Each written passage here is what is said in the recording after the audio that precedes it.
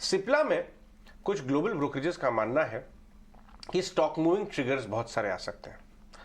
कुछ दवाइयों के क्लियरेंसेस आने की बात हो रही है और ये बात है। और सिप्ला को अगर आप देखिए और दूसरे स्टॉक्स के मुकाबले नीचे से रिकवर करता हुआ नजर आ रहा है। करीब 850 के भाव से इस समय 862 के आसपास बैठा हुआ। अब 1 महीने 3 महीने का ग्राफ दिखाई डाक्टर साहब। बाकी दूसरे फार्मा स्टॉक्स, फार्मा इंडेक्स कहीं कहीं गई। सिप्ला लेट स्टार्टर है, लेकिन क्या ये रिस्क रिवॉर्ड अट्रैक्टिव ऑफर कर रहा है? लेकिन ये डॉक्टर साहब 1 महीने 3 महीने शॉर्ट टर्म, क्योंकि वहां से मालूम चलेगा कि मोमेंटम को राइड करने वाला है, चढ़ती हुई गाड़ी में चढ़े या ना चढ़े। ये देखिए 1 महीने में 25-30 रुपए चला है। कुछ इस गाड़ी में चढ़ना चाहिए या नहीं?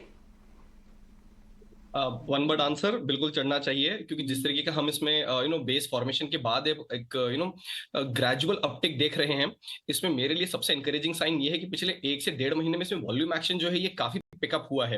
And that clubbing with the stock rising nearly about 5% और सो, यहाँ पे मेरे हिसाब से अच्छा खासा एक अपसाइड जो है ये आ सकता है। ट्रेडिंग के लिहाज से ले सकते हैं, हो सकता है थोड़ा सा स्लगिश रहे, 925-930 के आसपास जो छोटा सा रेजिस्टेंस है वो प्ले करेगा।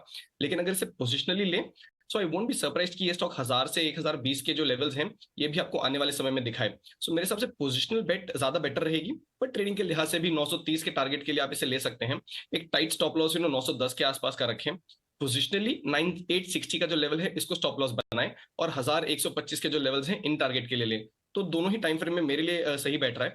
तो इस इन लेवल्स पे मैं इसमें बाइंग कर सकता हूँ।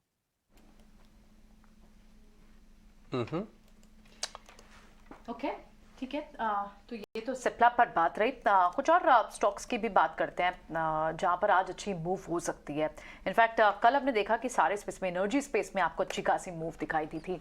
रिलायंस जैसे स्टॉक्स, ओएनजीसी जैसे स्टॉक्स में अच्छी मूव थी, डिस्पाइट कि आप देखें तो क्रूड में फॉल है। ओएनजीसी के मूव या फिर रिलायंस, इन पर किस तरह का मूव आ सकता है, इसको एक बार डिस्कस करते हैं। फिर उसके बाद पूजा भी होंगे हमारे साथ एक्शन स्टॉक्स बताने के लिए। संतोष, वेरी क्विकली, ओएनजीसी पर आज थोड़ा सा दबाव दिख रहा है, क्या बाय की अपॉर्चुनिटी ढूंढनी चाहिए?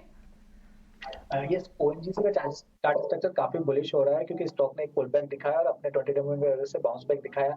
हो सकता है क्रूड की वजह से कुछ पुल बैक देखने को मिले, लेकिन वो एक खरीदारी का मौका होगा, क्योंकि स्टॉक जैसे 165 रुपए के ऊपर टिक जाएगा, हमको 174 रुपए तक की अपसाइड देखने को मिल सकती है। तो कोई भी डिप आता है तो खरीदारी के रूप में देखना चाहिए।